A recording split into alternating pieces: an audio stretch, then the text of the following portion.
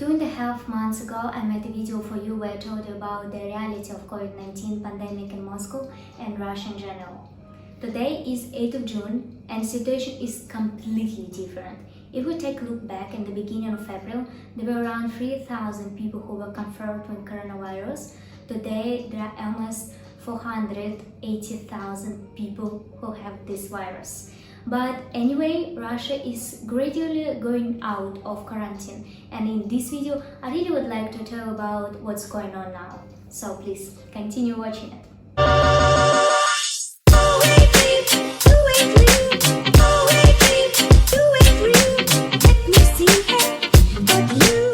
2 months ago in Russia and mostly in Moscow, a regime of electronic passes were introduced. That means that without this e-pass you can't use public transport. To make it, you need to go to the website of government to write down all your data like passport data, your address, everything. And also you need to write down there your social card number. This card I have this because I'm a student. Some people who have a lot of children have this, or people who retired. But it's important to note that now during the quarantine it doesn't work, so the government did it that people not traveling around the city a lot. Or you need to write down your Troika card number. This is card that we use for public transport. For example, you put money there and you pay in the buses, in the underground, everywhere. Without this, you can't use public transport now because you can't buy tickets. Only you can put money on Troika and pay with this. So without it, you can't enter the underground.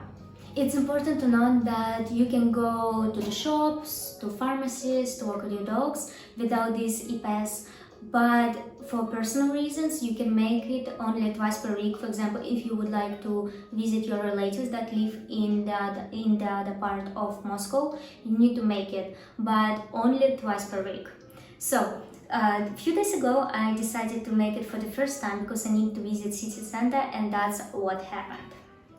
In the beginning, it's important to note that to enter the underground, you need to have a mask and gloves. Also, at the exit and entrance to the metro station, there are hand sanitizers everywhere, as well as in the transition between stations. Speaking about trains, there are marked seats that you can't sit on to keep the distance. Now we are going to my university. I will show you how one of the most famous universities in Russia looks from outside. And yeah, it's sort of raining here. This is the central district of Moscow, which is located next to Serpukhovskaya metro station. This is considered a very prestigious area, so living here, well, very expensive, especially because of my university, which is one of the most famous in Russia.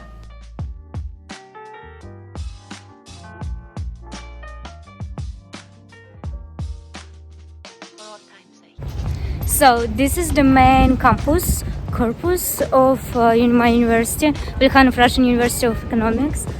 I think this building is ugly. Yeah, but it's true. Inside it's also not so good, but there are a lot of beautiful ones, and two of them. Now we're going to the oldest one, and it's really beautiful inside. When the university will be open, I will show you the tour inside. And so, look. It's like a university city, kind of. There are 8 buildings of universities, and my class has been almost in each of them. Yeah, it's really nice. And this building is just excellent. I will show you now.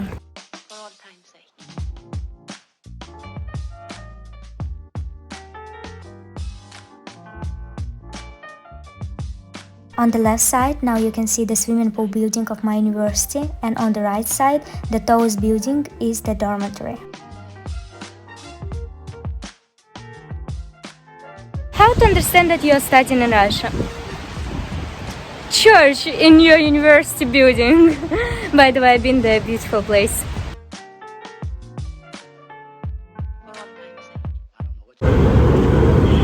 This is Moscow Underground. I really would like to show you some stations that are on my way, but also you can see here the full video where I show you the most beautiful stations of Moscow. And yeah guys, I will tell you a little bit later what happened today, but Russian people are so nice, don't believe any stereotypes, please.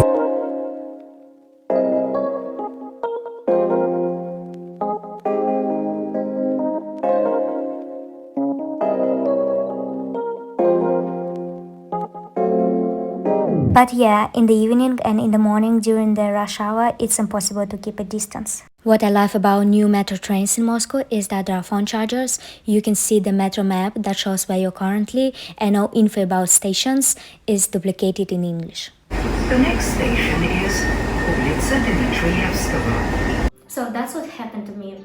When I was making this electronic pass, I wrote down the number of my social card or student card, no matter, because I was absolutely sure that it started working since the beginning of summer, and it was, I think, 3 or 4 of June. But I was wrong, and when I came to the underground, I was trying to put money on my student card, and the woman who was selling tickets said that it still doesn't work. I was like, okay, can you put money on my troika? But I couldn't enter the underground because my troika doesn't work. I have not wrote down the number while making this electronic pass. And in the end, the man who was working in the underground, like inspector, he let me go for free. And also in the city center when I was returning, the policeman also let me go for free because, come on, people understand how difficult everything is now, and oh my god, they were super kind. Speaking about rules in shops, everywhere there is information that you can enter the store only in masks and gloves, but it's worth noting that in small stores you can go without them, while in hypermarkets you will hardly be able to buy something without a mask and gloves.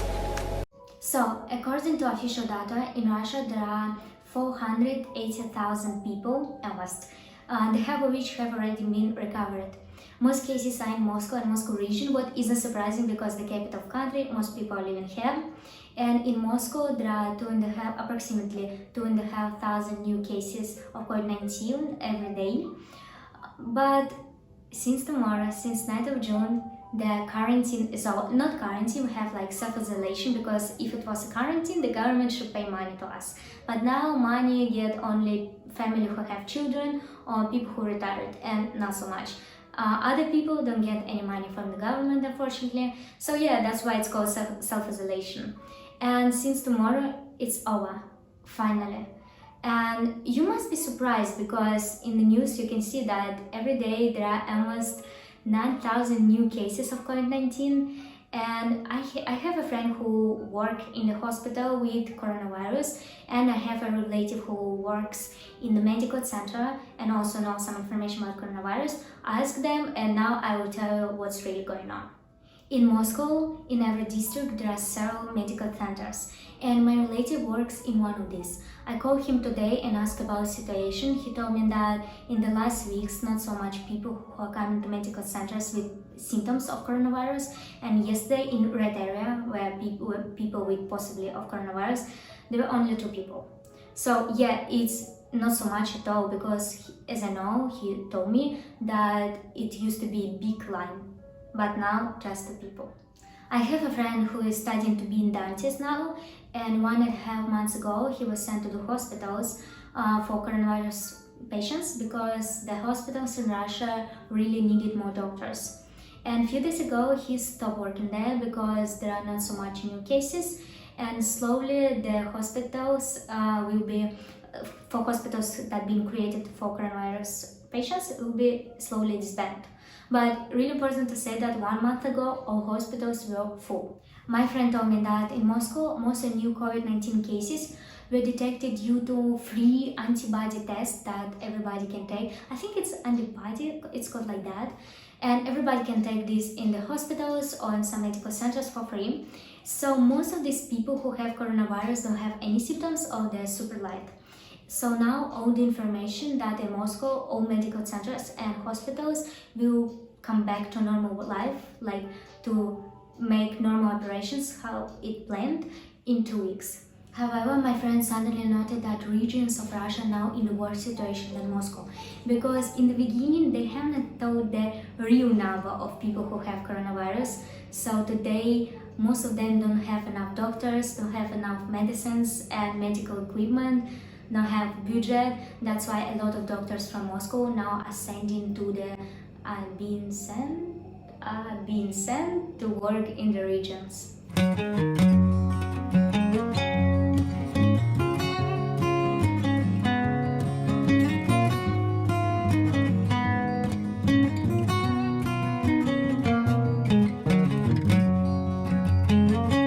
I wanted to show you more of my district, and now I found this gorgeous place. It's so similar to like ancient Russia, how it used to be hundreds years ago. And as I understand, it's a market, but now because of COVID-19, everything is closed. But I think in few weeks they're gonna be like market where you can buy food, some souvenirs. Oh my god, that's so cool. And as you can see, it just, I mean, inside the district, and this district, it's not even close to the city center. I mean, just look at this. Okay, that's super cool. And this is the market. I was thinking it's open, I didn't get it. Is it open or closed? But there is light inside. So I don't know, but that's so cool. Isn't it cool? It is, it's super cool. Oh my god, I'm so sad that I can't go with the dog there, but I can understand. And also there is such a gorgeous garden. I think when COVID-19 is over, or at least like it wouldn't be so strict here in Moscow, there are gonna be a lot of people. And I mean, it's obvious because just look at this. The best news that since tomorrow, since 9th of June, the self-isolation is over, and oh my gosh, really, I can't wait to go to the city center, take my coffee, caramel latte, and just walk around because we are already so tired of this, like all of you, I think. So yeah, I can't wait. Since tomorrow, the hairdressers and beauty salons will be open, finally. Since 16th of June, the museums, galleries, also zoo, libraries will be open. Since 23rd of June, swimming pool, restaurants, cafes, also fitness centers will be open, what I'm super happy about too. And I think, yeah, of course, some like safety rules will be keeping for a few weeks, maybe a month, like wearing a mask, I think so. And also like to use antiseptic, like to clean your hands, I think. I hope you understand what I'm telling you. So, but it's already a big step and it's going down. Oh, like with COVID-19, in the news they say now the peak of pandemic in Russia, it's already over and now it's gradually going down.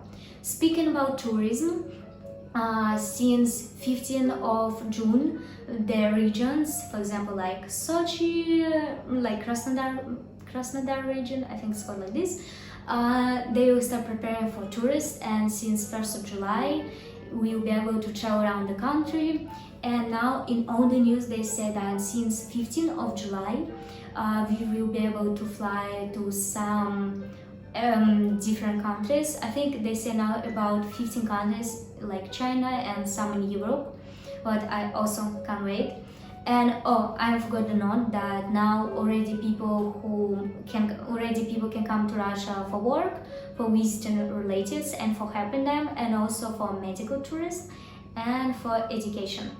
So yeah. Guys, we're now in the new park that I wanted to show you because there are lakes. We are going now there, but now a little stop because I wanted to show you this playground. It's like Red Square, and there are a lot of now in Moscow. I think more modern because it looks so old.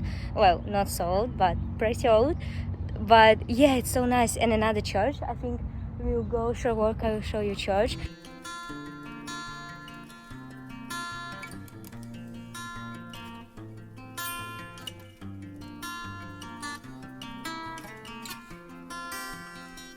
What I wanted to do now is to go to some small beach, private one here, where there are not so much people, but I couldn't because look, the lake is behind me and all trees, and not just in trees.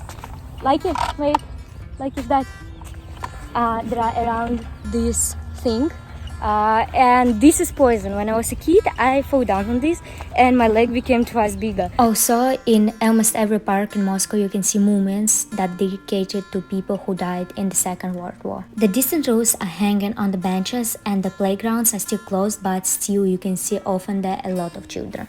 Now we're all slowly returning to our normal life, how it used to be before the pandemic.